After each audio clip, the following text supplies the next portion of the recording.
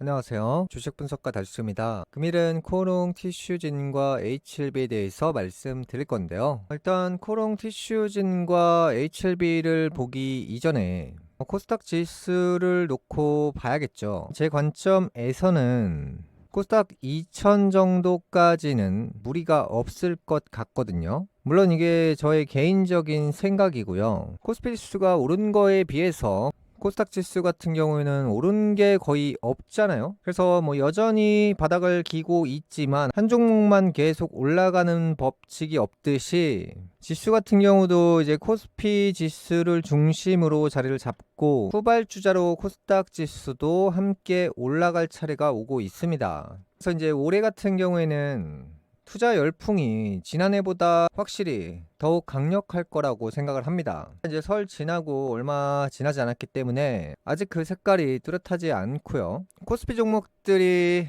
많이 오른 상황이라는 점 한 번쯤 생각해 보시고 3, 4월부터는 코스닥 지수가 힘차게 올라갈 준비를 현재 하고 있고요. 지금 이 지수가 이렇게 바닥을 기면서 겨우 올라왔다는 것은 그동안 외국계 자본들, 그러니까 이제 표면적으로 드러나지 않는 그 자금들이 코스닥 종목들에 묻혀 있을 확률이 굉장히 높습니다. 대표적인 바이오 종목들이 코롱 티슈진이나 아니면 HLB나 이 두 가지 종목이 해당되고요. 결국에 시가총액이 높은 종목들이 상승할 수밖에 없습니다.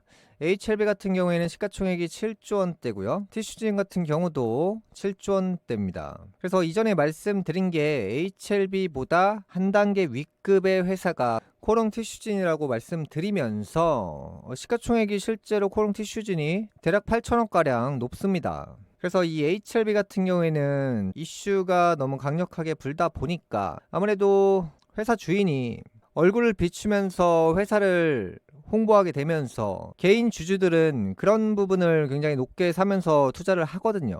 그러다 보니까 많은 분들이 이러한 영역에 매수를 했고 이 종목이 떨어지면서 이 물타기를 계속해서 했잖아요. 그러면서 이제 단가가 맞아 떨어지는 이러한 순간들에 팔고 나간 케이스가 바로 HLB고요. 티슈진 같은 경우에는 사실은 조용히 그냥 한 만원대 임금부터 그냥 한 10배가량 상승을 했고요. 개인들이 매수할 틈을 주지 않았잖아요. 워낙 부정적인 이미지를 가지고 있던 회사였기 때문에 설마 이 회사가 올라가겠냐 같은 측면으로 바라봤기 때문에 이런 종목보다는 사실은 많은 개인들이 HLB를 중심적으로 매수를 했습니다. 그래서 이제 꾸준하게 눌러주지만 제 생각에는 HLB나 코롱 티슈즈는 결국에 코스닥 지수가 정부 정책 수혜 같은 힘으로 상승할 확률이 굉장히 높습니다. 이전 고점을 보시면 닷컴 버블 당시에도 잭팟이 나왔고요. 25년도부터 힘을 한번 받았잖아요. 그러면 26년도 올해 설이 지났으니까 강력한 힘을 추가적으로 받게 되면서 지수가 예를 들어서 1300이다 1500이다 1700이다 1800이다 이런 순으로 가게 되면서 코스닥으로 많은 자금들이 유입이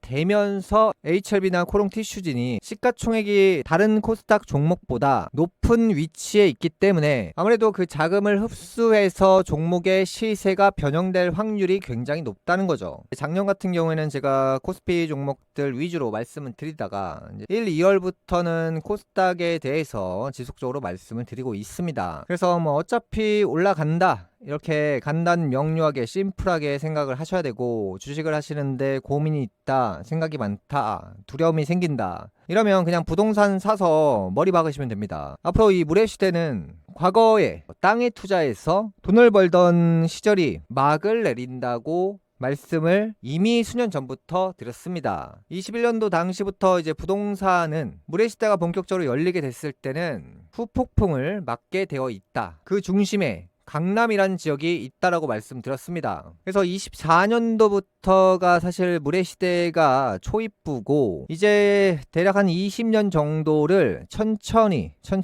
부동산들이 화폐 가치를 따라갈 수가 없는 상황이 오죠. 부동산이 반등을 했다, 화폐 가치는 반토막이 났는데 부동산은 약간 반등했다 정도는 될 수 있어도 이 유동성 자금, 그러니까 화폐를 찍게 되었을 때는 그 돈이 빠르게 시장에 퍼지게 되면 그 돈들이 이미 내가 집을 가지고 있는 사람들이 많은데 내가 집을 또 산다? 뭐 상급지로 간다? 이런 현상은 거의 발생하지 않습니다. 뭐 발생한다고 해도 제가 봤을 때는 한 7% 정도? 이 화폐를 찍어서 시장에 화폐가 빠르게 퍼지게 됐을 때는 그 빠른 화폐들은 시세가 빨리 올라갈 수 있는 구간에, 그러니까 뭐 집을 사기 위해서는 집을 보러 가야 되고 신중해야 되고 대출을 알아봐야 되고 이런 과정들이 굉장히 복잡해요. 팔 때도 내놔야 되고 수리해야 되고 굉장히 복잡하단 말이죠. 빠른 유동성 자금의 성격을 띠는 돈들은 화폐를 풀게 됐을 때는 그 돈들은 결국에 주식 시장으로 흘러 들어옵니다. 그래서 이제 화폐 가치가 하락하는 거 이상으로 시세가 나와주죠. 삼성전자가 뭐 4만원대, 5만원대에서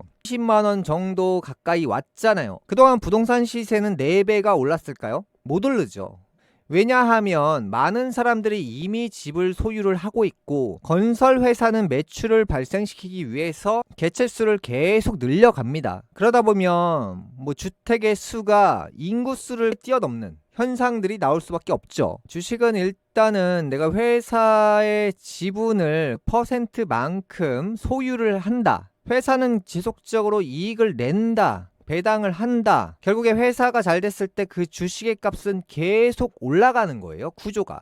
다만 시세가 당장 반영된다라기보다는 결국에 그게 10년, 20년 지나다 보면 회사 통장에 있는 돈이 내가 소유한 주식의 퍼센트만큼 내 거가 되는 거기 때문에 결국에는 남는 장사다. 근데 이 아파트 같은 경우에는 벽돌이 감가상각이 되는 형태죠. 벽돌이 낡아요. 재건축을 해야 돼요. 그래서 이게 5년, 10년 지나다 보면 결국에는 사람들이 아파트를 사야 할 이유 자체가 없어지는 거고, 기업들 같은 경우에는 돈을 벌어서 결국에 주식 가치를 올리기 위해서 주식을 소각하기도 하고, 주식 자체가 기본적으로 한정판이잖아요. 그러다 보면 아파트의 수는 증가하고 주식 수는 점점 줄어드는 형태인데 과연 누가 승자가 될 거냐 이거죠. 과거에는 사람들이 집이 정말 없었으니까 돈이 생기면 계속 살 수밖에 없는 현상이 계속 진행이 됐기 때문에 아파트 가격은 올랐죠. 그런데 앞으로는 힘들죠. 사실 뭐 아파트 사는 것은 대출 제도만 이용하면 누구나 살 수 있기 때문에 화폐 가치를 따라가기는커녕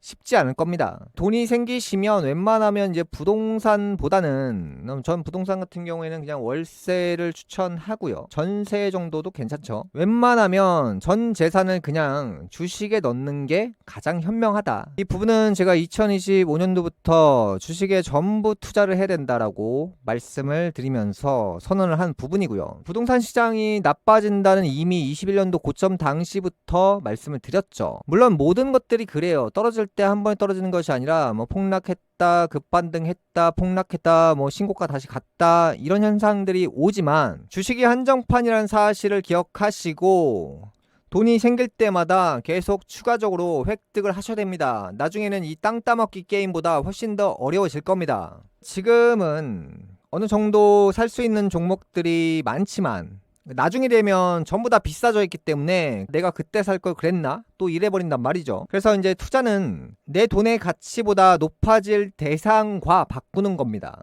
그래서 현재 돈의 가치보다 주식이 월등히 싸다. 2가지 종목, 3가지 종목 정도 소유를 하시면서 돈이 생기면 돈을 들고 있으면 안 되고 주식을 들고 계셔야 됩니다. 현재 멤버십방 운영 중에 있고요. 그동안 실적이 이렇게 나와줬고 올해 지금 4종목 새롭게 진행하고 있으니까요. 3월달 4월달 정도면 좋은 시세가 나올 거라고 예상은 하고 있습니다. 물론 그것이 단기적으로 얼마나 오르겠냐, 아니면 오르지 않을 수도 있고요.